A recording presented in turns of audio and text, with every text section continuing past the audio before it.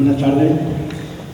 Vamos a dar comienzo a esta 22ª jornada de Historia en Llerena con la lectura de la primera ponencia a cargo de doña Trinidad Novales Basagati, extremeña de Mérida, es doctora en Historia del Arte por la Universidad de Salamanca con premio extraordinario y conservadora de museos por oposición. Y ha ocupado la primera plaza del museo y como tal ocupó su primera plaza en el Museo Nacional de Arte Romano de Mérida desde el año 1985 y fue la responsable del Departamento de Investigación desde 1992 a 2011. Fue también consejera de Educación y Cultura del Gobierno Autonómico en nuestra región, del 2011 a 2015, durante cuyo periodo fue inaugurado el edificio llamado Palacio Episcopal, que es el actual Museo de la Ciudad de Llerena, fue un 21 de junio del año 2013. También se inició un amplio programa durante su mandato como consejera de Cultura para poner en marcha la salvación y excavación de los vestigios de aquella civilización en nuestra comunidad autónoma, así como fue impulsora de todas las actuaciones posibles para la excavación, pasando por la consolidación de todos los hallazgos arqueológicos hallados y ponerlos a disposición de los ciudadanos para su conocimiento y disfrute. Actualmente, desde julio del 2017, es la directora del Museo Nacional de Arte Romano de Mérida y es miembro del número de la Real Academia de las Letras y las Artes en Extremadura. Está pendiente de la lectura de su discurso de entrada. También es correspondiente de la Real Academia de la Historia de Madrid, de la de Bellas Artes de Santa Isabel de Hungría de Sevilla y del Instituto Arqueológico Alemán. Es el patrono de la Fundación de Estudios Romanos y de otras instituciones como la Asociación Profesional de Arqueólogos de España y tiene una gran experiencia en la organización de exposiciones. Y por citar algunas, por ejemplo, el quinto centenario del descubrimiento del Pacífico en Trujillo en el 2012, y otras varias exposiciones, incluso en el año 2014 en la exposición en Fuente de Canto sobre Zurbarán y miradas cómplices. En repetidas ocasiones ha sido invitada como investigadora por el Instituto Arqueológico Alemán de Berlín y en años entre 1995 y 1997 y años posteriores fue becaria del citado Instituto Berlinés. Ha editado más de una treintena de volúmenes y de un centenar de artículos de su especialidad científica. También ha participado en numerosos trabajos colectivos y tiene un extenso repertorio de artículos y publicaciones especializadas, tanto española como extranjera. Sus conferencias y cursos han sido abundantes, tanto en España como también en el extranjero. Ya ha participado en esos cursos en la Universidad Complutense de Madrid, en el Museo del Prado, Museo Etnológico Nacional, Universidad Autónoma de Barcelona, Universidad de Cantabria, la Universidad Hispalense, la Casa de Velázquez, el Instituto Arqueológico Alemán de Madrid, Lisboa, un montón de sitios, incluso en universidades de California, la Bowetti y la Salm. Ha participado en las principales campañas de prospección y excavaciones de Mérida y en otros yacimientos de la provincia de Badajoz y desde 1980 ha estado interviniendo prácticamente en todas las actuaciones que se han producido en Casa de Reina y en el yacimiento de la Quilla. También ha participado como profesora tutora del Centro de la UNED en Mérida entre los años 1982 y 2010. Ha dirigido numerosos trabajos universitarios, como decía antes, tesis doctorales, programas de investigación. Y bien, y ahora, pues su ponencia lleva por título Ciudades Romanas de Extremadura, un proyecto del siglo XXI. Con esta ponencia vamos a entender cómo la presencia de aquella civilización en la península ibérica no fue un producto de la casualidad. Como en cualquier periodo de nuestra historia, todo tiene su explicación, nada es producto del azar. Nos va a explicar detalladamente la razón y la causa de su presencia en Extremadura de esta importante civilización, como decía antes, y que durante siglos participó en la dominación de nuestra región, nuestra comunidad autónoma. Muchas gracias. Le dejo con Trinidad. Muchas gracias.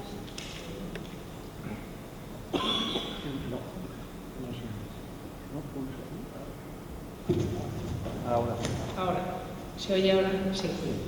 Bueno, pues muchísimas gracias a Luis Larraín, yerenense y cronista de esta ciudad, persona amiga, quien siempre nos ha acompañado cuando hemos tenido ocasión y quien ha hecho la presentación de mi trayectoria, fruto sin duda pues del tiempo que uno lleva ya trabajando el agradecimiento que hago extensivo también a la Sociedad Extremeña de Historia y a las instituciones que acogen estas jornadas, que me parecen de enorme interés por cuanto están dirigidas hacia el sector docente, que es un sector fundamental en algo que las personas que trabajamos en la defensa y en la investigación del patrimonio necesitamos una constante colaboración, y me atrevería a decir que incluso ir más allá, una constante complicidad, porque los docentes son los que modelan esas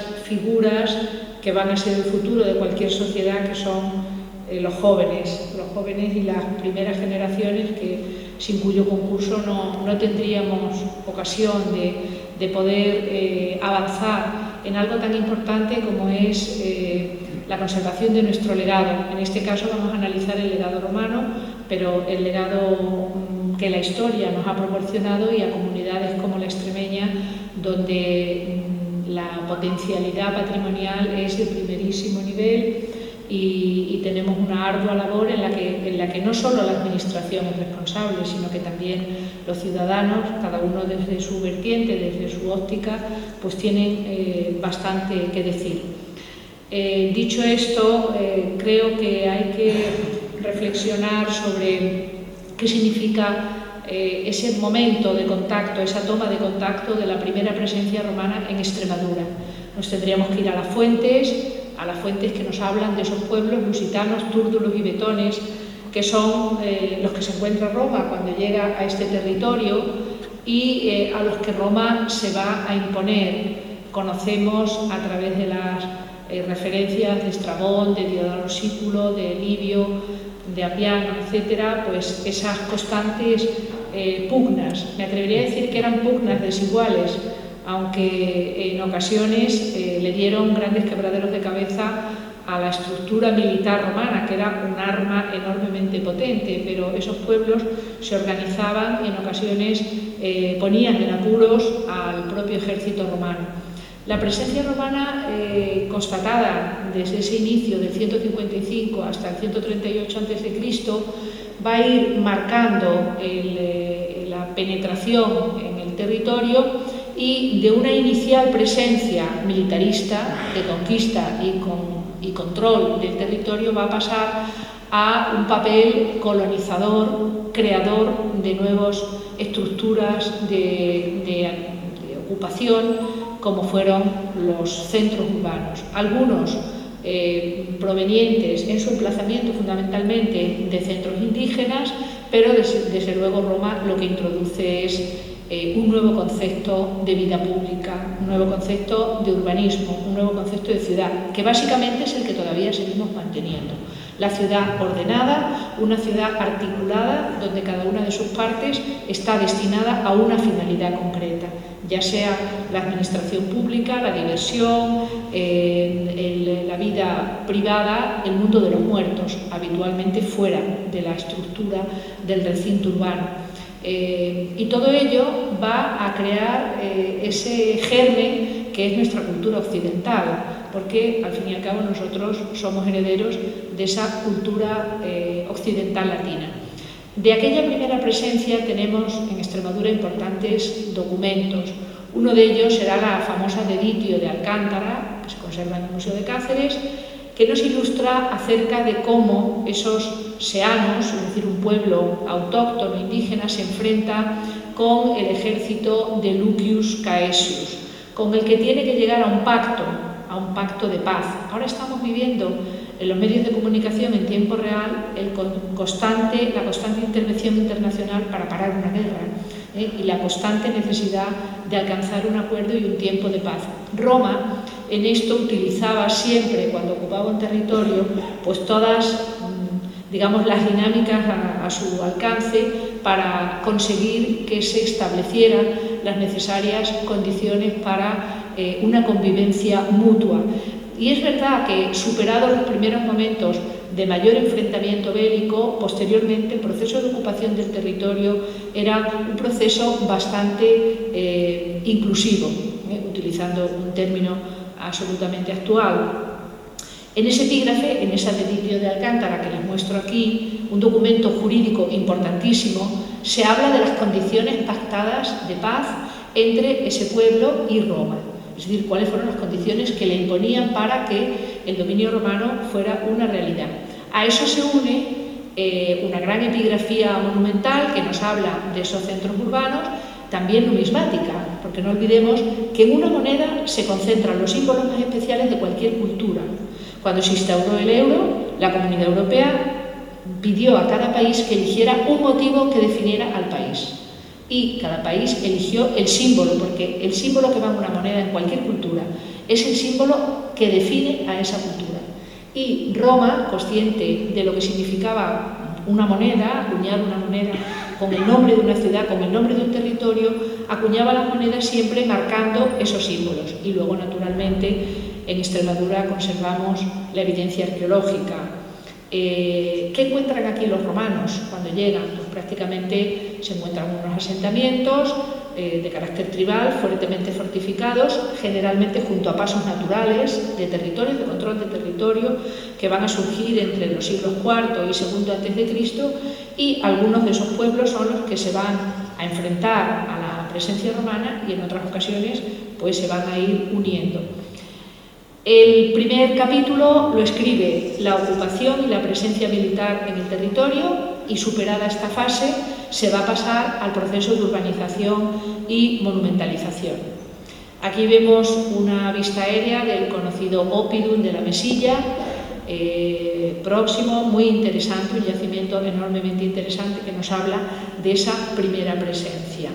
Y, naturalmente, estando donde estamos, me tengo que referir, y estando aquí Germán Rodríguez Martín y José Iniesta, pues a ese yacimiento importantísimo del Pedrosillo. El Pedrosillo, como se puede ver ahí en la imagen, es un campamento, es una estructura, lo que se llama estructura campamental de ocupación del territorio romano, con un entorno defensivo. El dibujo ideal, la reconstrucción ideal que hay en la parte inferior se corresponde con la actual ciudad de León, con Legio, con la antigua Legio, y ese dibujo restituye lo que sería un campamento al uso romano, ¿no?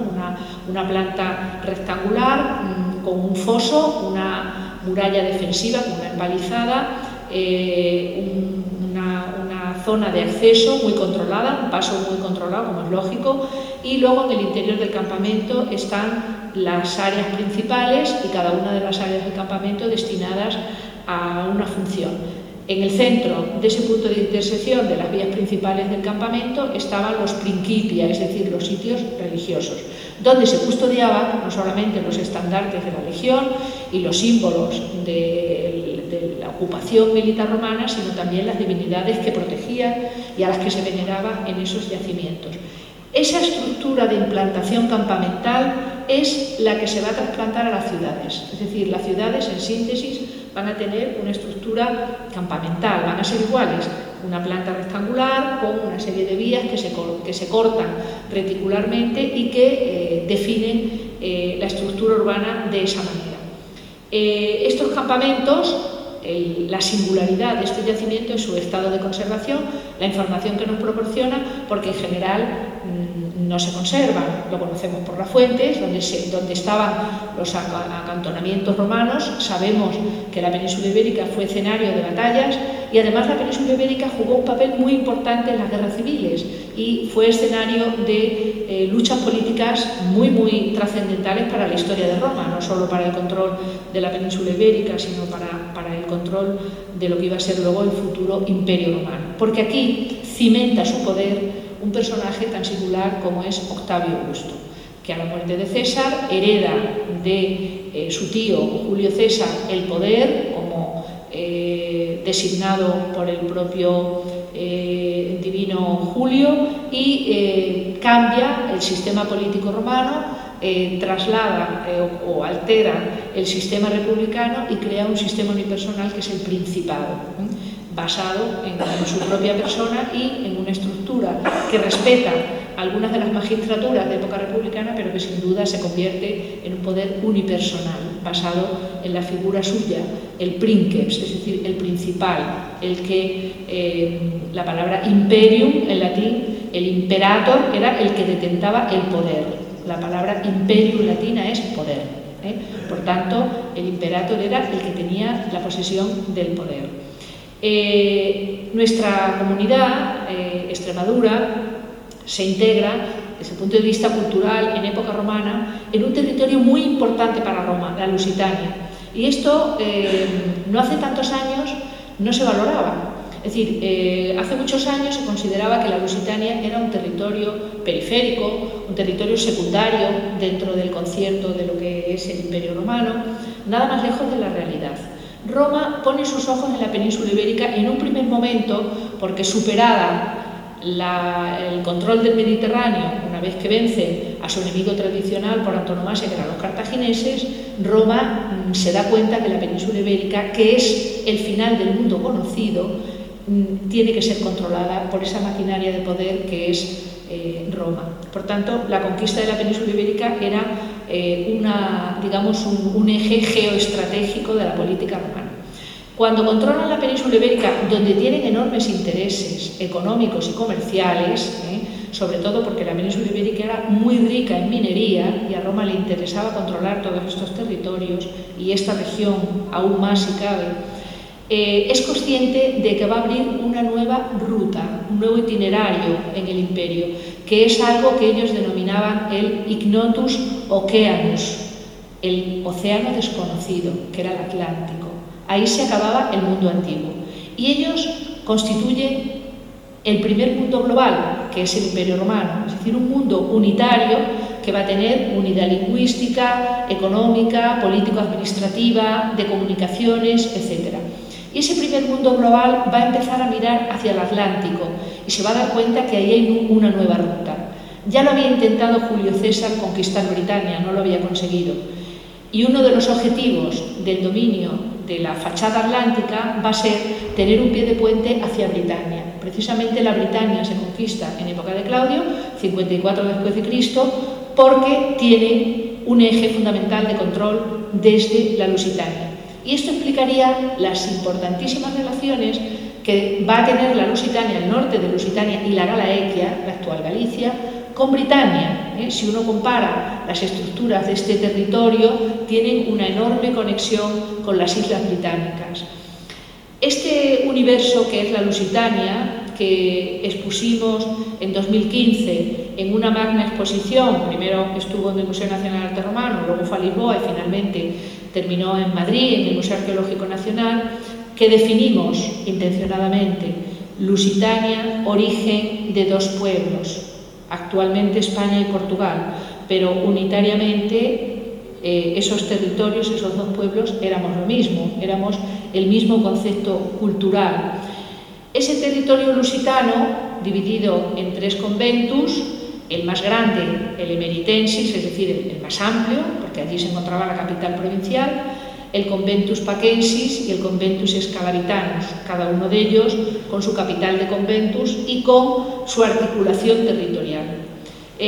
Fraguó en esa muestra de cómo se encuentra Roma, un territorio indígena con esas figuras de los guerreros galaicos que vemos ahí, que eran una especie de tótem indígena que representaba a cómo se hacía frente a ese ejército invasor. Se representa a un galaico provisto de su torques en el cuello, de su caetra, de su escudo redondo pequeño de madera, representado casi como un ser sobrehumano, ¿no? Y a partir de ahí empieza ese control paulatino del territorio occidental de la península ibérica.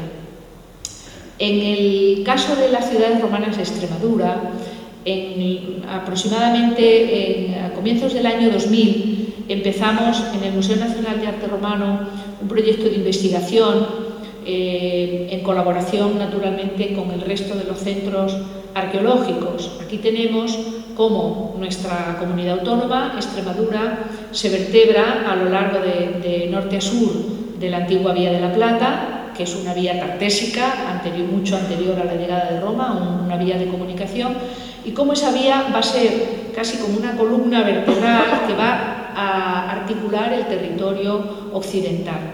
Y en esa ruta se van a integrar cada uno de esos centros urbanos de mayor significación. Y esas ciudades van a componer como un sistema, digamos, reticular o ganglionar, donde cada uno va a tener un papel definido.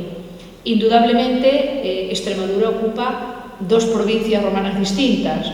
La parte mayoritaria es la Lusitania, la parte meridional, donde se encuentra precisamente Reguina, administrativamente hablando, pertenece al territorio bético.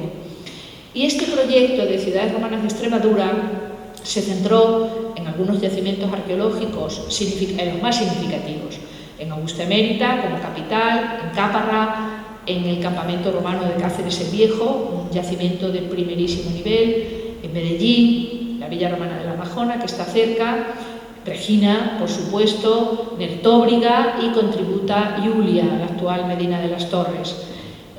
Son toda una serie de emplazamientos que nos van a ir marcando cómo va evolucionando la presencia romana en nuestro territorio.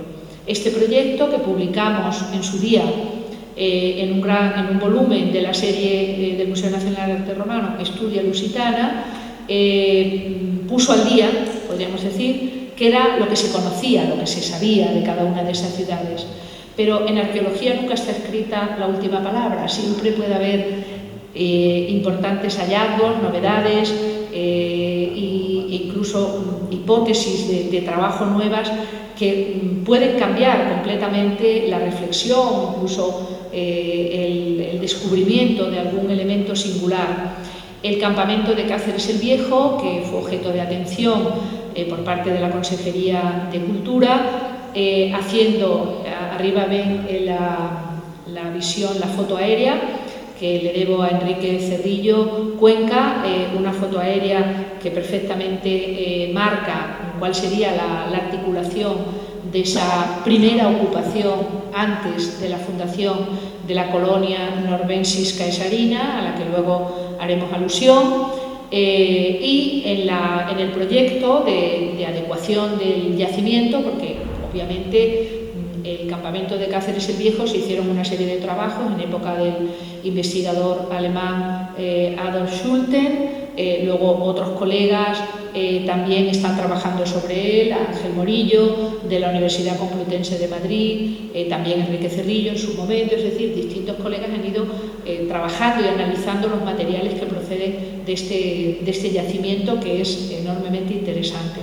En la puesta en valor se hizo una intervención que quería simular cómo eran estas estructuras, muchas veces lígneas, es decir, muchas veces no eran obras de fábrica, eran obras de madera, porque además eran obras efímeras, porque los militares construían para dar solución a una necesidad, pero en ocasiones eran obras de madera que tenían una temporalidad y posteriormente pues se sustituían o se fundaba ya la ciudad, bien directamente sobre el campamento, como fue el caso de León, el actual León, que su nombre viene de Legio, o bien se trasladaba, el campamento se quedaba ya abandonado en un lugar y se construía la ciudad en otro sitio, a veces próximo y en algunas ocasiones no tan próximo. En la parte inferior ven cómo han aparecido restos de esa estructura del campamento de Cáceres el Viejo, muros potentes, de bastante significación, con esa serie de estructuras fortificadas, y una vez que se supera esa fase de conquista y control del territorio, se funda una nueva colonia, que va a ser la colonia Norbensis Caesarina, la actual Cáceres. Lo que sería la estructura urbana de la colonia Norbensis Caesarina coincide con el casco histórico de la actual ciudad de Cáceres. Por tanto, ese núcleo patrimonial de primer orden, patrimonio de la humanidad también, tiene en sus entrañas parte de lo que fue esa ciudad original romana. El foro, como pueden ver ahí en un trabajo que hicimos para esta monografía en colaboración con el profesor Enrique Cerrillo, ocuparía prácticamente la zona alta de la ciudad. Además se ve muy bien por la topografía de la ciudad, según va subiendo de la Plaza Mayor. Normalmente el emplazamiento, en este caso en lugares que no eran topográficamente homogéneos, se solía hacer en el lugar más alto. En el lugar más alto se colocaba siempre la parte más importante representativa de la ciudad. Quedan algunos restos que se han podido recuperar en trabajos de excavación, pero con la consiguiente dificultad que tiene la arqueología urbana, los restos que aparecen también en algunas partes de la muralla medieval de la ciudad de Cáceres, que digamos reaprovecha en muchas ocasiones la cimentación romana e incluso reutiliza material romano para la fortificación medieval de la ciudad, en los tramos que está hecho en fábrica pétrea, los tramos de época almohade que son de tapial, pues esos tienen otra fisonomía completamente distinta. Y de aquella colonia, Orbensis Caesarinas, tenemos documentos, restos epigráficos y un pedestal, una pieza de granito, que es esa que ven ahí que está con la Laurea, que apareció en el siglo XIX, que siempre estuvo en el despacho de alcaldía de la ciudad de Cáceres y que en el año 2014-15 estaban de obras en el ayuntamiento y conseguí convencer a la entonces alcaldesa de que la sacara, que estaba empotrada en la pared del despacho de la alcaldía, que la sacara de allí y la entregara en el Museo Arqueológico de Cáceres, que es donde ahora se conserva. Es una pieza fundamental. Ya eran conscientes en el siglo XIX de la importancia de esa pieza, porque refiere al patrono de la colonia, es decir, está dedicado a Lucio Cornelio Balbo. Los Balbos son una familia poderosísima de Cádiz, de la antigua Gades, tan poderosa que construyen un teatro en Roma, el Teatro de Balbo. Con eso ya podemos imaginarnos el poder que tenía esa familia gaditana. Y uno de ellos, Lucio Cornelio Balbo, es el que va a fundar, el que va a crear esa colonia, por lo menos va a ser el patrono y como tal aparece representado en esa inscripción, mencionado, mejor dicho, no representado, mencionado en esa inscripción de granito. Inscripción que hemos puesto en relación con esa pieza que ven ahí en la parte inferior de bronce, que se encontró en la excavación cuando Caja Extremadura hizo en el Palacio de Mayoralgo, que está en el casco histórico de Cáceres, las obras de ampliación y de adecuación para la sede oficial de la Caja de Ahorros. Se encontraron dos nuevas esculturas que se venían a unir con la antiquísima, la que ya se conocía desde el siglo XVIII, que se había identificado con la figura de la diosa Ceres, porque siempre se decía que el nombre de Cáceres, la etimología procedía de la ciudad de la diosa Ceres. No. Esa estatua que ven ahí a la izquierda, en el siglo XVIII algún escultor local con su mejor intención retoca la pieza, la convierte en una divinidad alusiva a la ciudad, pero originalmente era un genius. ¿Qué es un genius? Es una divinidad que protege al emperador. El genius siempre lleva la cornucopia y lleva los símbolos del poder imperial, es decir, es un poco como el patrono del emperador, el que protege el destino del imperio. La otra figura femenina que vemos a la derecha es una estatua presumiblemente de una emperatriz, y la más interesante es la que está abajo, la de bronce, que apareció allí también en ese mismo lugar, que nosotros hemos estudiado y publicado como la estatua a caballo ecuestre de Lucio Cornelio Balbo. Es decir, Balbo tendría en el foro de la ciudad que funda y de la que es patrono una estatua en bronce dorado, es decir, una estatua en bronce cubierto de oro. El aspecto que tenía cuando la gente lo contemplaba era una estatua de oro, como el Marco Aurelio que está en la Plaza del Capitolio, pues igual. Esta pieza, que es singular, se pone en relación tipológicamente, encajaría muy bien en la cronología de Balbo, y a la izquierda tienen una representación de una pintura pompeyana donde estamos viendo a una serie de estatuas ecuestres que se colocaban en el foro, en el lugar más visible, unos ciudadanos que las están contemplando, y vean como delante de los ciudadanos corre una especie de tela que era el rotulus. Eso era un documento jurídico que contaba a los ciudadanos cuáles eran los honores que esos personajes habían hecho en la historia de Roma para ser merecedores de tener una estatua en el foro, en el espacio público. Y entonces, en esa especie de tela a lo largo delante de las estatuas, ahí se iba narrando fulano de tal, que ha hecho tal, que ha vencido en tales batallas, tal, y la gente llegaba y las contemplaba y las admiraba y y sabía cuáles eran los méritos. Esto se hacía originalmente en los foros, en época sobre todo republicana. Posteriormente, en época imperial, porque claro, eso era una tela, y la tela cuando pasaba un cierto tiempo se destruía y desaparecía. Entonces los emperadores, ya en época imperial, para evitar que eso desapareciera y sobre todo que sus honores desaparecieran de manera rápida, lo que hacían era que lo convertían en grandes inscripciones. Y en algún caso, como fue el caso de Trajano, lo convirtieron en un monumento, como es la columna trajana, donde si se fijan, la columna está como si estuviera rodeada de una tela, es decir, de una película, donde lo que se está contando es las guerras contra los dacios que Trajano libró entre el 105 y el 108 después de Cristo. Trajano se enfrenta con este pueblo dacio, con el botín que consigue de la conquista de la Dacia, construye su foro y en el centro de su foro coloca la columna trajana. Es decir, la columna era un documento de propaganda política donde los ciudadanos de Roma podían ir viendo todas las campañas militares de Trajano, es decir, era trasladar a mármol lo que originalmente se hacía en esas telas, por eso tiene esa morfología de tipo cilíndrico y el relieve va contando todas las campañas militares de Trajano y los méritos. Trajano aparece en la columna 59 veces, es decir, no hay duda de que es el personaje de esa película. Algo parecido sucedería en el Foro de Norba con Lucio Cornelio Balbo. Lucio Cornelio Balbo era el gran personaje de la nueva colonia y probablemente tendría allí no solo este monumento ecuestre con su estatua de tamaño ligeramente menor del natural, pero de bastante envergadura, y una estatua de oro, aparentemente de oro. Estas son algunos paralelos del santuario del Anubium, una base de una estatua ecuestre, en fin, una moneda con un monumento ecuestre.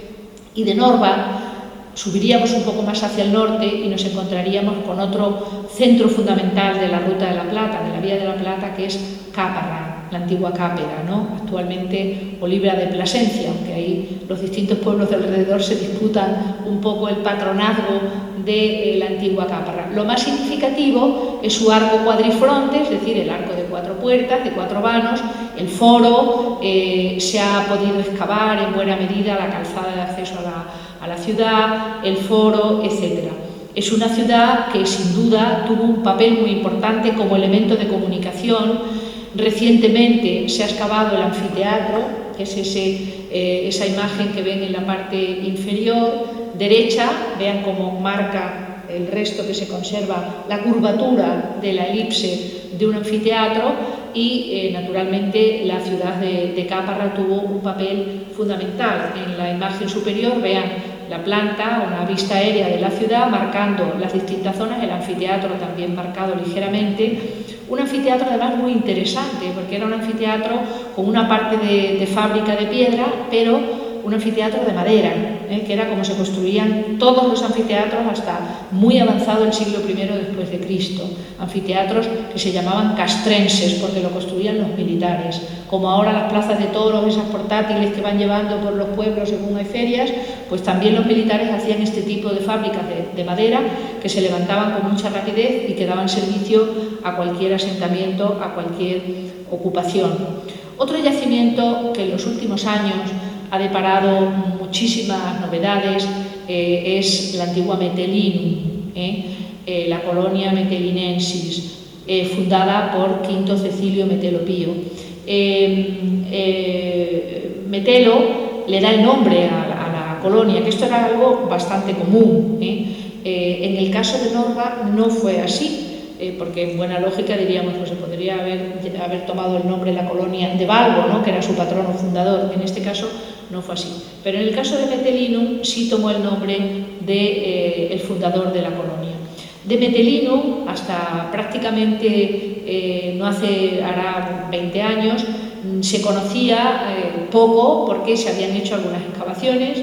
Don José Ramón Mérida la había incorporado en su catálogo monumental y luego las excavaciones que se hicieron por Mariano del Amo en los años 70, que fue el primero que hizo una aproximación a la excavación del teatro de Medellín, hizo una serie de sondeos y de trincheras. Actualmente conocemos mucho más, numerosos investigadores, Salvador Aba, Santiago Guerra, bueno, pues todo el equipo de la Consejería de la Dirección General de Patrimonio han estado muy implicados en la recuperación de este yacimiento, que en 2013 tuve el honor de recibir en Atenas, por parte de Europa Nostra, la distinción del Premio Europeo a la mejor conservación de un yacimiento arqueológico y restitución de puesta en valor de un yacimiento. El monumento emblemático de Metellinum, de Medellín, es el teatro, pero también hay muchos más restos importantes que nos hablan de la entidad y de la importancia. Una vista aérea con el puente actual es moderno, del puente romano queda alguna realidad, la zona del foro, que sería la imagen B, la zona de la ladera del castillo, que es donde se va a producir la excavación y total descubrimiento del teatro, como vemos ahí, utilizando un expediente que es totalmente normal. Es decir, Marco Vitruvio, cuando en su libro de arquitectura dice cómo se tiene que construir un teatro, define claramente que los teatros tienen que hacerse, a ser posible, utilizando la pendiente natural del terreno, porque esto abarata mucho la obra, abarata mucho la fábrica, pero cuando no es posible, lógicamente el teatro se hace en llano. Cuando un teatro se hace en llano, la inversión es muy grande, porque hay que hacer el monumento desde los cimientos. Cuando un teatro se hace en una ladera de una colina, como es el caso del Teatro de Metellinum o el de Regina, lógicamente la obra es más fácil porque aprovechan parte de la topografía natural y lo solucionan, el acceso al teatro, la entrada y salida al monumento, de diferentes maneras. Aquí lo más interesante es que aquí se trabajaba, como ahora se dice, con una hoja de ruta, es decir, aquí no se improvisaba. Cuando Roma inicia el proceso, crea la nueva provincia de Lusitania, sobre el papel, de manera administrativa, pero empieza a desarrollar el tejido urbano del territorio lusitano. Probablemente, como eran obras públicas y encargos públicos, pasa como pasa ahora, es decir, cuando el Ministerio de Fomento encarga un monumento, o sea, un tipo de edificio, los edificios que se hacen de ese tipo son casi todos iguales, en buena parte porque el diseño lo hacen arquitectos del Ministerio de Fomento y lo van trasplantando en distintos sitios. Aquí el Ministerio de Fomento era el gobernador provincial, quien tenía que decidir dónde iban todas esas obras. Y si se fijan, los dibujos de arriba, ideales, son los del teatro de la antigua Olisipo, la actual Lisboa, ¿no? Esta es una imagen de cómo sería el teatro romano de Lisboa. Y abajo vemos el teatro romano de Metellinum, de Medellín. Tienen absolutamente el mismo expediente. Probablemente lo están construyendo los mismos constructores. El mismo equipo es el que está trabajando en diferentes sitios, es decir, la misma empresa. Ahora pues sería, no sé, Tragados, en fin, cualquier empresa de estas al uso que construye un estadio de fútbol, se pone de moda y ahora hace otro y similar y lo va cambiando, pues en época romana era algo parecido. La administración provincial destinaba a todos estos, a lo que se conocía con el nombre latino de oficina, es decir, talleres, que iban haciendo estos edificios. Y en estos edificios se percibía que había una conexión, que los operarios construían de la misma manera, que se hacían con las mismas soluciones. Aquí tenemos los tres teatros más importantes de Lusitania, ¿no? Augusta Emerita, Olisipo y Metellinum. Los tres responden al mismo esquema. Todos los teatros romanos, me dirán, son iguales, efectivamente. Todos tienen la estructura de la cavea semicircular, el frente escénico y a veces tienen una porticus detrás de la escena. En ocasiones no tienen esta porticus y responden al mismo esquema o patrón. Pero donde lo vemos de manera más clara es en su arquitectura. Estos son los elementos arquitectónicos de Augusta Emerita, de Olisipo y de Metellinum, de la primera fase, porque todos tienen varias fases en la monumentalización de los edificios. Fíjense cómo tanto los capiteles del Teatro de Augusta Emerita, que se conservan en el peristilo, en la porticus, como los de Olisipo, como los de Metellinum son los mejores, con diferencia, conservados porque todavía mantienen la decoración en estuco original, porque hay que imaginarse esos capiteles como son los de Metelinum, como son los de Medellín, con una decoración vegetal riquísima, policromada, etcétera, que se ha perdido. Ahora lo que queda es el alma de lo que fue el capitel original, se ha perdido toda la decoración externa. Y para eso tenían que ser operarios muy especializados. Esto no lo hacía cualquiera aficionado a que dijera, no, yo voy a hacer aquí un capitel. No, eso se encargaba a grandes operarios que trabajaban en todos estos grandes complejos públicos. Igual pasa con la orquesta, donde se ve la orquesta de Augusta Emérita, la orquesta de Metelinum y la orquesta de Olisipo, son exactamente iguales, con los mismos materiales, con las calizas rosas fosilíferas de la zona de Sintra, que es de donde proceden esas piedras, con las piedras calizas veteadas de Alconera, que son de donde proceden esos materiales, y todos están trabajados con el mismo esquema. En los programas decorativos, este es el programa impresionante decorativo de Metelinum, donde vemos grandes estatuas colosales de emperadores, emperatrices, figuras decorativas que iban en la zona del púlpitum, que eran estatuas fuentes de donde salía el agua, como esos dos silenos de la parte inferior que tenían un odre y del orificio del odre salía el agua en esas fuentes que se colocaban en el frente escénico.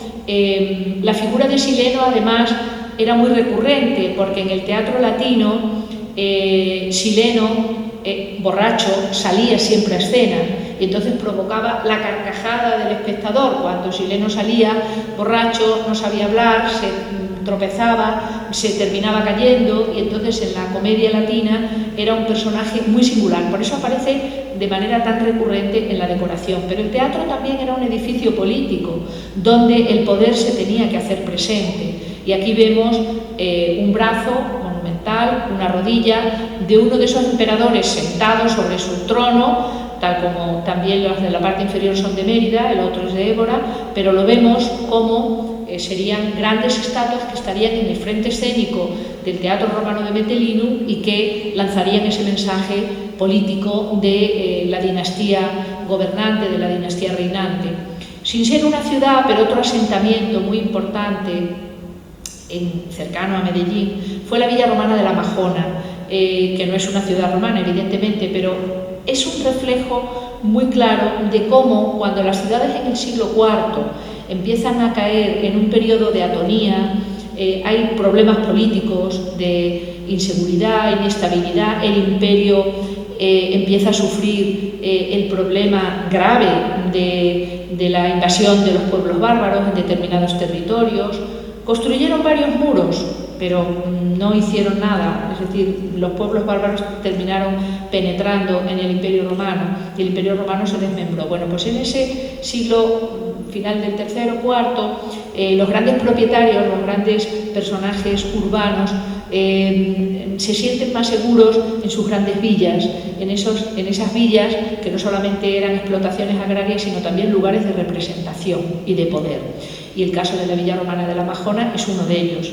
En la parte superior vean la fotografía de cómo estaba la villa antes de la intervención del proyecto de Ciudades Romanas de Extremadura, y luego a la derecha, como está actualmente visitable, una de las piezas más singulares, el personaje que vemos en la parte inferior izquierda, que es un busto que apareció en la vila, probablemente el hijo, es un hombre joven del propietario de la vila.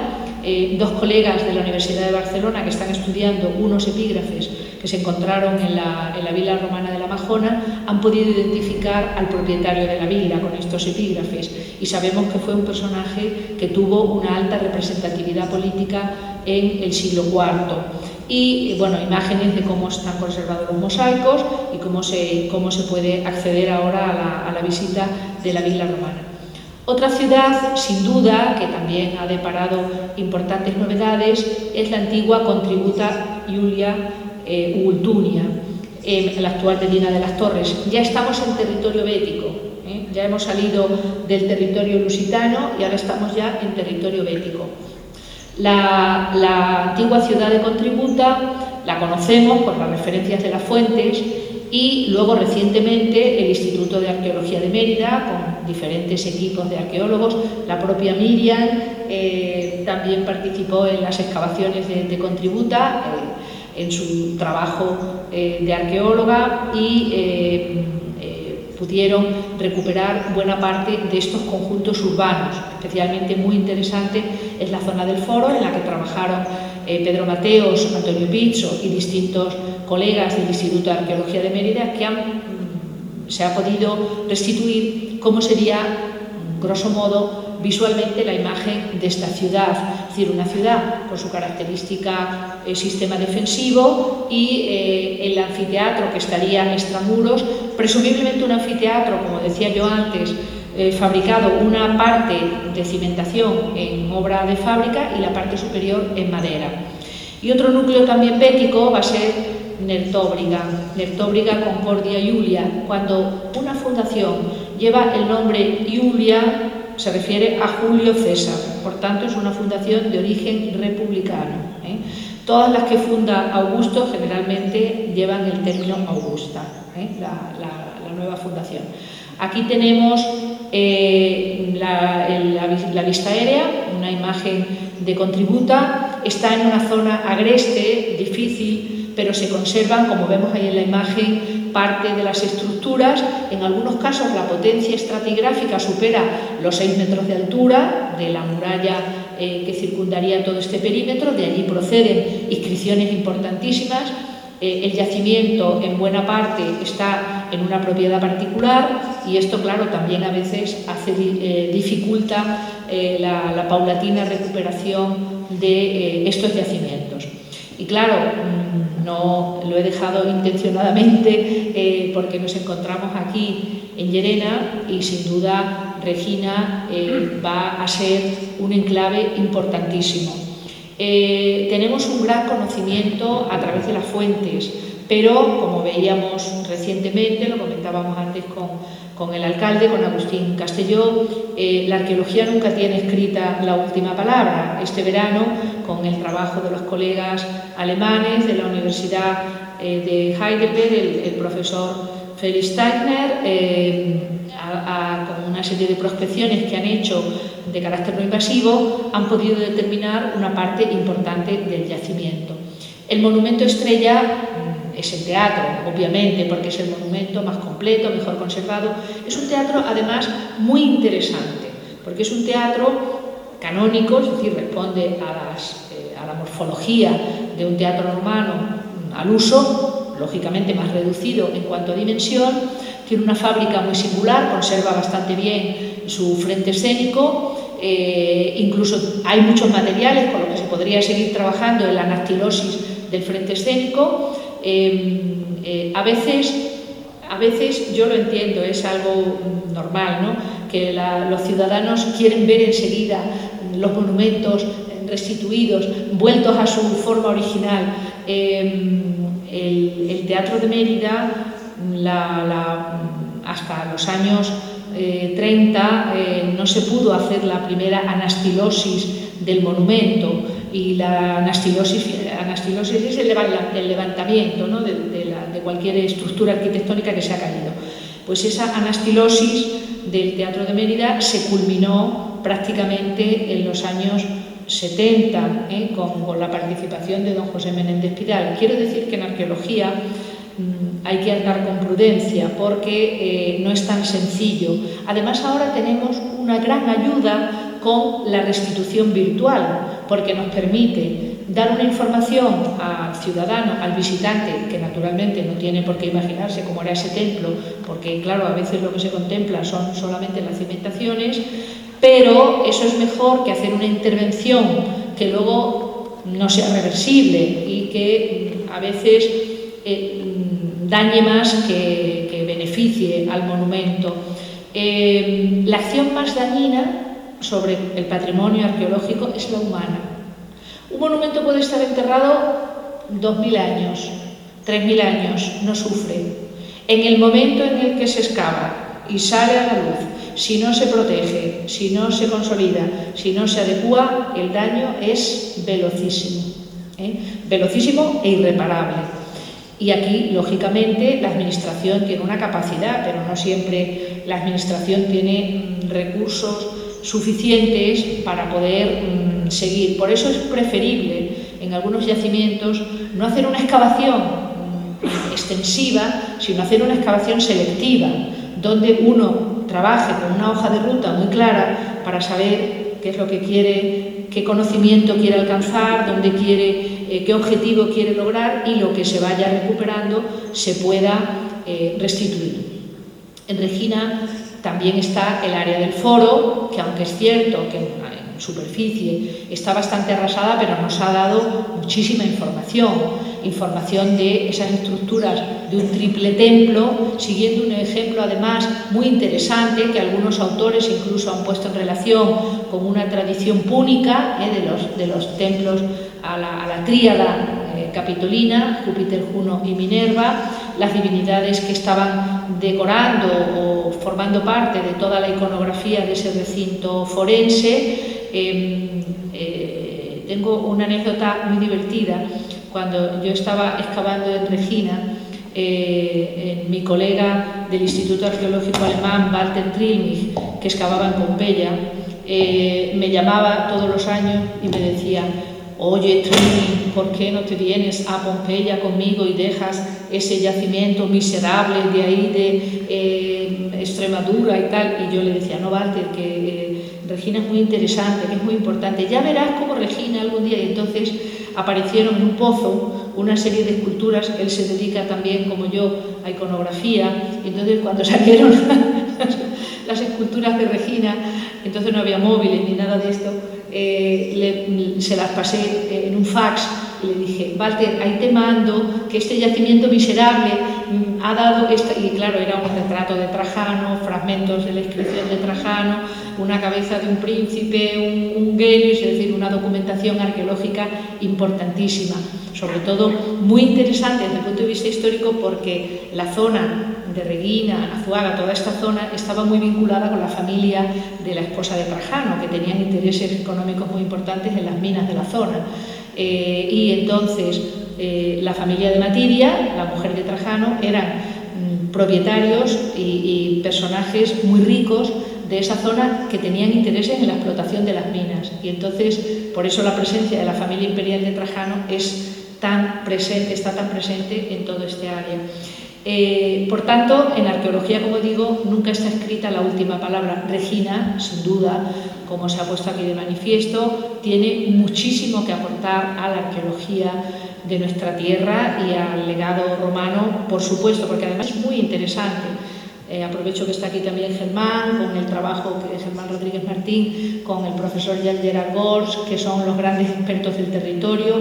Ellos además lanzaron una idea que creo que es fundamental, que algún día se podrá trabajar más a fondo, que es la posibilidad de que Reguina fuera originalmente una dípolis, es decir, que tuviera un primer asentamiento en la Alcazaba de Reina, arriba, un primer asentamiento de primer momento, y que luego, cuando la situación ya se estabilizara y se asegurara, la población bajara al llano y entonces ya se ocupara el territorio.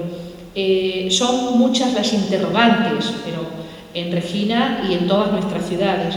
Y ya quiero ir terminando con el caso, naturalmente, de la capital provincial, Augusta Emérita. Esta es una visión aproximada que hicimos en el año 2020 con un colega de Barcelona, Josep Casals, que es un gran experto en recreación, es el mejor experto que hay peninsular en recreación virtual, donde, siguiendo los datos que nosotros le habíamos proporcionado y que hicimos en su día con el profesor Jean-Claude Dolben de la Sorbona, él con el ordenador ha podido restituir cómo sería esa visión, casi una visión aérea de la colonia Augusta Emérita.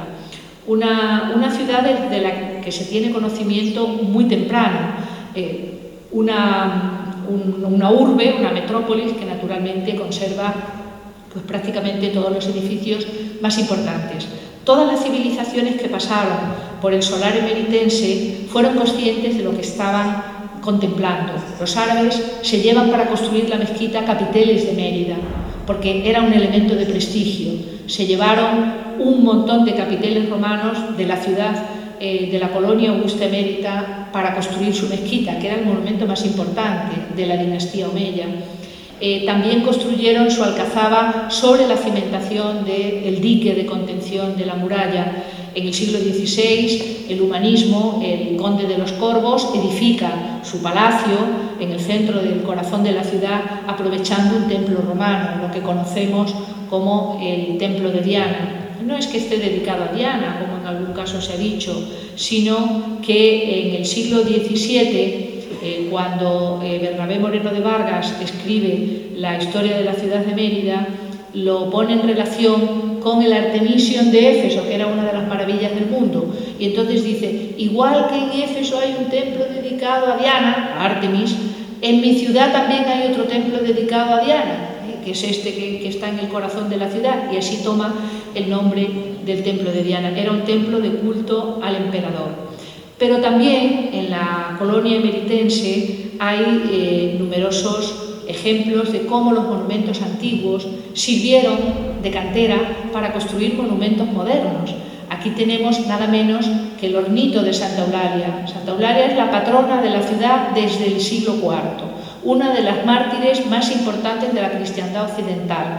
Antes de que se llamara Camino de Santiago Mozárabe, el occidente se llamaba Camino de Santa Eulalia, porque era el lugar por donde discurría la ruta que había dejado la huella de las reliquias de la mártir cristiana que se llevan a Oviedo, para evitar que fueran profanadas en época árabe. Y en el siglo XVII, en el siglo XVIII, se van a construir en la ciudad grandes monumentos conmemorativos alusivos al pasado romano. Y tendremos que alcanzar el siglo XX para empezar las excavaciones sistemáticas del teatro. Aquí vemos el teatro cuando está siendo objeto de ese trabajo, los años 20, con las grúas, bueno, las grúas que son, me imagino que como las que empleaban los romanos, de madera, con poleas, etcétera, no tiene nada que ver con toda la maquinaria que ahora se utiliza para la restitución. Abajo vemos cómo era el teatro antes de excavarse. Esa es una foto de una placa de cristal del archivo del museo, la de la derecha, con las famosas 7 sillas, que eran los 7 elementos superiores del teatro que afloraban de la tierra y que el saber popular ponía en relación, la leyenda, con los tronos de 7 reyes moros para dilucidar el futuro de la ciudad. Entonces esta leyenda tan bonita dio nombre al topónimo del lugar. La gente, bueno, ya cada vez menos, ¿no?, pero la gente mayor que vio excavar el teatro de Mérida a principios del siglo XX no decía nunca el teatro, decía las 7 sillas. Es decir, cuando iban al teatro decían, vamos a las 7 sillas. De hecho hay un restaurante allí enfrente que se llama Las 7 Sillas en honor y en recuerdo de ese topónimo tan tradicional emeritense. La excavación del teatro constituyó un auténtico revulsivo en la ciudad.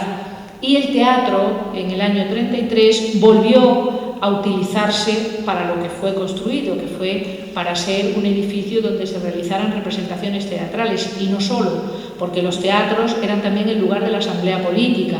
De hecho, tenían una forma semicircular. Nuestro parlamento, cualquiera de nuestros parlamentos, responde a la fisonomía de un teatro, ¿no?, de un aforo semicircular, rememorando la estructura de un aforo romano, porque los ciudadanos se sentaban en función de la clase a la que pertenecían.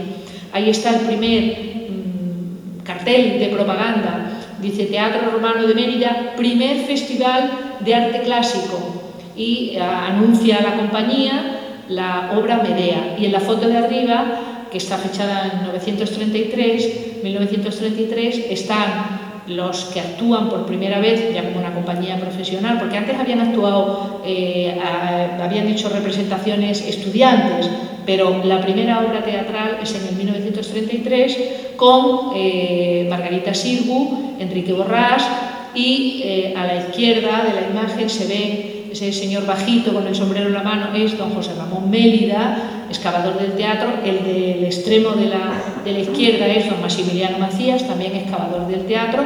Don Miguel de Unamuno, que está en el centro, que es ese señor de negro que está en el centro.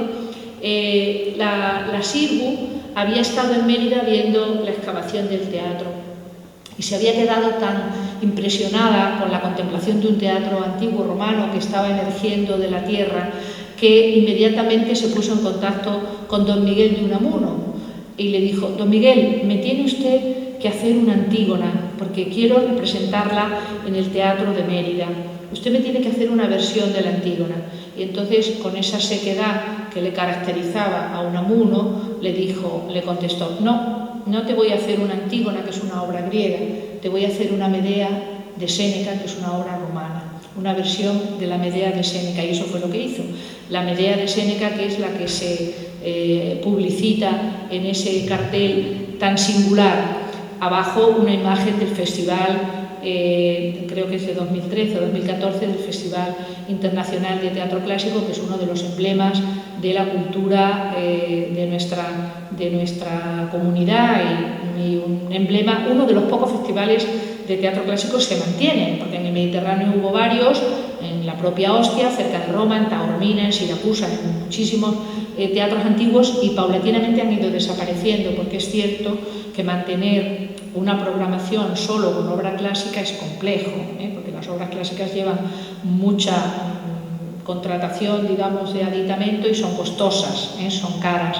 Pero sí que es cierto que afortunadamente Regina, Cáparra, Medellín y Mérida pues han constituido ese círculo, ese circuito del Festival de Teatro Clásico, que creo que ha sido una oportunidad estupenda para dar a conocer uno de nuestros elementos más identificadores culturales, que es el teatro, la cultura clásica, ¿no? El valor del teatro clásico.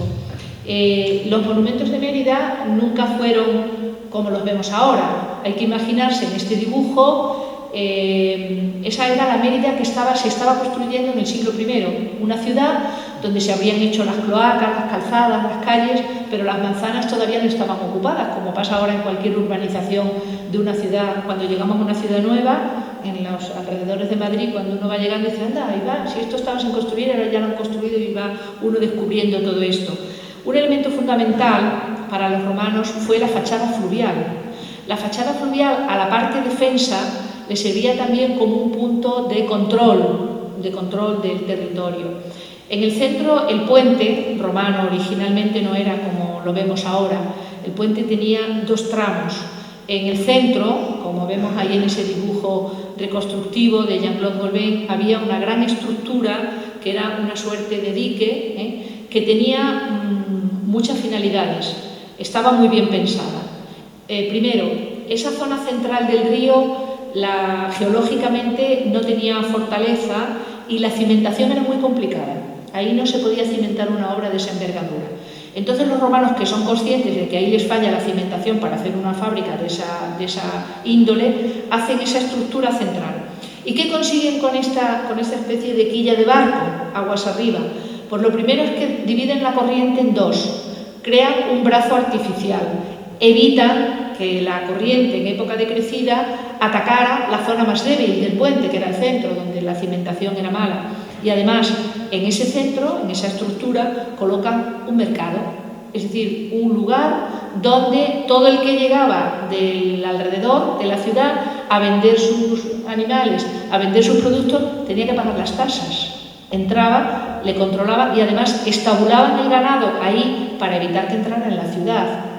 Es como el Forum Boa, el foro boario de Roma, ¿no? el foro de los bueyes, al lado del Tíber. Siempre se hacen al lado de los ríos porque hay agua, los animales se pueden estabular, es más limpio, etc. Y no da las incomodidades que es estabular el ganado dentro de una ciudad. Entonces los romanos tenían esta visión perfectamente articulada. Las obras de ingeniería.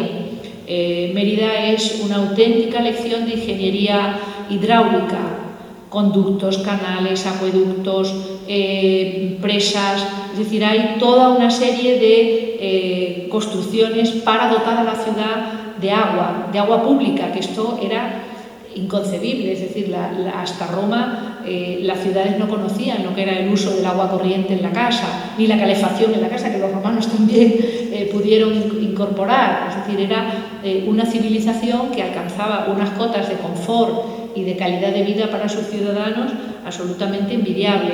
Los recintos de espectáculos, teatro, anfiteatro y circo, todos los conocemos bastante bien porque afortunadamente tenemos inscripciones que nos hablan de cómo van evolucionando en el curso de los siglos. El Teatro de Mérida se inaugura en el año 1615 a.C. Lo construye el yerno de Augusto, Marco Vipsanio Agripa, un personaje fundamental, el que le había facilitado la conquista de la península ibérica. Agripa era el general en jefe del ejército romano y Augusto, estratégicamente y hábilmente, lo casa con su hija para tenerlo dentro de su familia y, lógicamente, controlar al ejército a través de él. Pues Agripa dona el teatro a los emeritenses, pero también lo recuerda, porque hay hasta 6 inscripciones en el teatro donde se lee el nombre de Marco Agripa. Hay una primera fase, por tanto, de la inauguratio, una segunda del proceso de marmorización. Ese teatro que vemos ahora, el teatro que contemplamos ahora, no era el primer teatro. Antes había otro teatro en granito, más modesto, con esos materiales que veíamos antes, que eran similares a los de Metelinum y a los de Olisipo. El anfiteatro que vemos ahora tampoco era el primitivo anfiteatro de la colonia. De ese primitivo anfiteatro nos queda parte de la epigrafía monumental, que es la que tienen ahí en la tribuna, en la parte superior derecha, pero el anfiteatro primero, de época de Augusto, sería como el dibujo ideal que ven a la izquierda, que lo han hecho los colegas austríacos de la ciudad romana de Carnuntum, que era un anfiteatro con una parte en fábrica y otra parte en madera, muy al uso de esa época. Y luego ya cuando el anfiteatro se monumentaliza, se amplía presumiblemente a finales del siglo I, en época Flavia, piensen que se acaba de inaugurar en el año 80 el Amphitheatrum Flavium, que es el Coliseo. El Coliseo de Roma, que no se llamaba así, se llama Coliseo porque se conservaba el coloso de Nerón al lado del monumento y de ahí vino el nombre de Coliseo, pero su nombre original era Amphitheatrum Flavium. Pues el Amphitheatrum Flavium, que se inaugura en el año 80, fue una auténtica revolución en la arquitectura de los anfiteatros romanos, y todas las ciudades querían emular a Roma con anfiteatros de esa monumentalidad y de ese, porque casi todas las ciudades tenían estos anfiteatros modestos, en madera, en obra de fábrica, etc. Los foros de la colonia, foro colonial, foro provincial, se hicieron siguiendo los modelos de Roma. El foro colonial siguiendo el modelo del foro de Augusto en Roma, con esas grandes clípeos, cariátides, y el foro provincial siguiendo también un modelo de Roma. Y detrás de esos proyectos hay un motivo político. En el foro colonial arranca con el recinto del culto imperial, con lo que sería el templo de Diana. Arriba ven la maqueta del foro de Roma, las cariátides y los clipios del foro de Roma, que son los que inspiran a los artistas que hacen el foro de la capital provincial, de Augusta Emérita. Y en el foro de Augusta Emérita había el mismo programa decorativo que había en Roma, que eran las 2 grandes estatuas de Eneas y Rómulo, cuyos fragmentos conservamos en la colección del museo, y en el centro de la plaza un altar que contaba a los emeritenses el origen de Roma. ¿Y cuál era el origen de Roma? Eneas y Rómulo. Eneas, último rey de Troya, a través del cual se va a fundar la nueva Troya, que es Roma, y Rómulo, uno de los fundadores de Roma. Por tanto, en el foro de Augusto, Augusto intencionadamente coloca estos motivos de propaganda política, porque ¿él qué quiere decir con eso? Oiga, que yo no soy aquí un usurpador del poder, que yo he llegado aquí por designio de mi tío Julio César, que procede de la estirpe divina de Venus y que procede de Eneas y Rómulo. Esto es lo que está contando toda esta imaginería dentro del foro de Augusto. Y Augusto le encarga a Virgilio que escriba la Eneida para justificar, a través de un relato épico, su ascenso al poder. No se puede ver el foro de Augusto de Roma sin haber leído la Eneida. Hay que saber cuáles son los pasajes de la Eneida, y allí, en el foro de Augusto, lo que está de alguna manera es rememorando un texto literario escrito por encargo del emperador a un escritor de la época. O sea que también en esa época los escritores se plegaban a los encargos del poder para la propaganda política. El foro provincial también sigue un modelo de la ciudad de Roma. Es muy interesante porque lo que se conserva del templo del foro provincial es exactamente igual que el templo de la Concordia en Roma, que es ese que tienen ahí abajo. Y aquí detrás hay una historia para escribir, para hacer el guión de una película de de una película de intriga política en Roma, Tiberio sufrió una conspiración para derrocarlo, la llamada conspiración de Sejano. A todos los que conspiraron contra él, evidentemente los mató, como solución para evitar la conspiración. Pero uno de los personajes más cercanos a él, porque se había criado con él de niño, era Lucius Fulcinius Trio. Y se apiadó de él, porque también había conspirado contra él, y decide no matarlo, pero lo envía de gobernador a la Lusitania, que era el peor castigo que le podían hacer a un político romano, mandarlo a la Lusitania, que era el destino más lejano de Roma. Claro, Lucius Fulcinius Trio, consciente de lo que había hecho y de su situación en debilidad política absoluta frente al emperador, se dedica los 12 años que se tuvo que comer aquí de gobernador de la Lusitania a hacer monumentos que ensalzaran a Tiberio, recordando la magnificencia de Tiberio, recordando la concordia del emperador, porque a él no lo había matado. Entonces, ese edificio se dedica a la concordia imperial, a esa virtud, emulando el templo de la concordia en Roma, que había levantado Tiberio.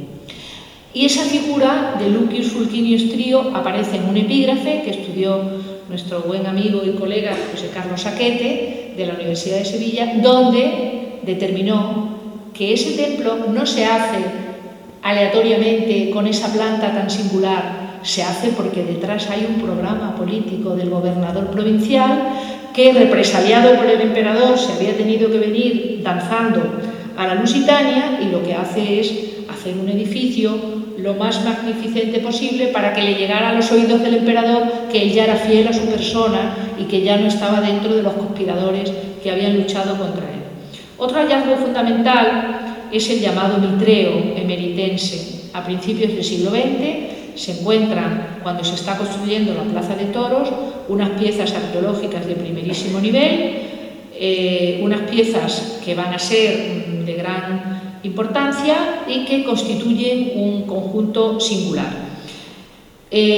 Una colega de la Universidad Complutense hace un estudio de estas colecciones y llega a la determinación que estamos ante todo el programa ornamental y figurativo de un mitreo de Mérida, de Auguste Mérida, perdón.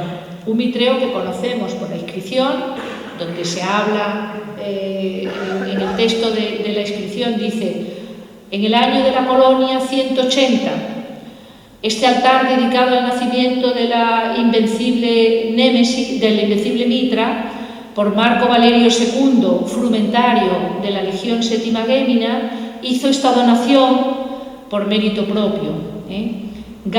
A Gaio Accio Dicro, el sacerdote, Patre, el padre, el sacerdote del templo.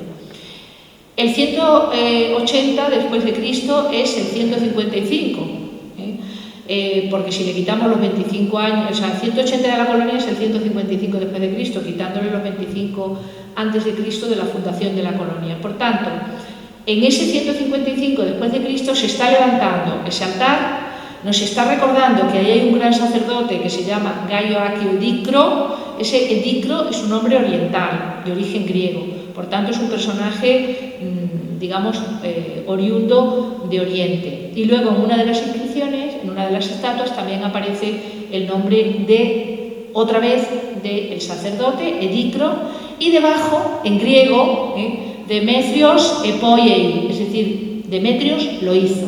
Demetrios hizo esta obra, firma la obra en griego. Y este mitreo sería, sin duda, uno de los mitreos más importantes del occidente peninsular. Finalizando, todas estas obras, todas estas ciudades no hubieran sido posible, como le pasa a Auguste Mérida, sin estos personajes de los que tenemos constancia. Publio Carisio, el legado que funda la colonia. Marco Vipsanio Agripa, yerno de Augusto y que se convierte en patrono de la colonia. Lucius Bocchus, praefectus fabrum de la provincia, un personaje lusitano, pero que va a ser de primerísimo nivel en el Imperio Romano. Abajo en la moneda, en el áureo, Marco Salvio Otón, que va a ser emperador de Roma, pero antes de ser emperador es gobernador de la Lusitania. Nerón lo manda aquí con un motivo personal, porque Otón estaba casado con Popea y Nerón ya estaba conviviendo con Popea. Manera de evitar problemas, al marido de Popea lo manda de gobernador a la Lusitania y lo envía para que tuviera él el camino libre en su vida en común con Popea. Una mujer, que no es común en el poder, en el hornito de Santa Eulalia, en la inscripción está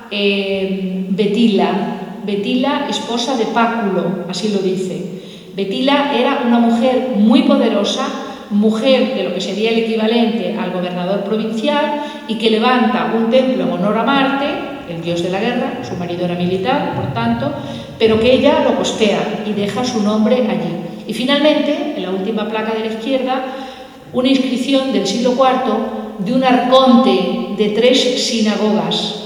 Cuando estuvo recientemente la embajadora de Israel en el museo, le mostramos esta inscripción y se quedó fascinada. Le hemos hecho una réplica, se la hemos remitido, porque es el primer documento más importante de la presencia judía en una ciudad romana. Un personaje, Annianus Peregrinus, su nombre ya lo dice todo, que es un extranjero, que es el arconte, es decir, el que lleva el erario de la sinagoga, que no era ninguna tontería. Por tanto, una placa de un judío que se establece para el control de las sinagogas en el siglo IV en la ciudad, en el siglo II Betila, en el siglo I Otón a finales, Bocus a mediados del siglo I, Agripa en los años finales del siglo I a.C. y Publio Carisio, fundador de la colonia. Todo ello compone esa masa social de población que hizo posible en esta ciudad y en todas las demás esos personajes que hicieron posible estas ciudades. El día 24 de noviembre presentamos en Roma los 2 volúmenes que hemos editado de ciudades romanas de Hispania. Son casi 1000 páginas en 2 volúmenes, editados por la prestigiosa firma internacional Lerma di Bresnayre, donde se recogen todas las ciudades más importantes de la península ibérica. Al decir Hispania decimos España y Portugal, lógicamente. ¿Qué significa? Significa que la península ibérica tiene un potencial arqueológico, un potencial patrimonial de primerísimo nivel. Estos volúmenes, una parte importante, lo ha costeado, lo ha financiado el Grupo de Ciudades Patrimonio de la Humanidad, porque buena parte de esas ciudades Patrimonio de la Humanidad actuales tienen su origen en ciudades romanas. Estas ciudades romanas de Hispania, entre las cuales se integran las ciudades romanas de Extremadura, son un proyecto de la Extremadura del siglo XXI. Muchas gracias.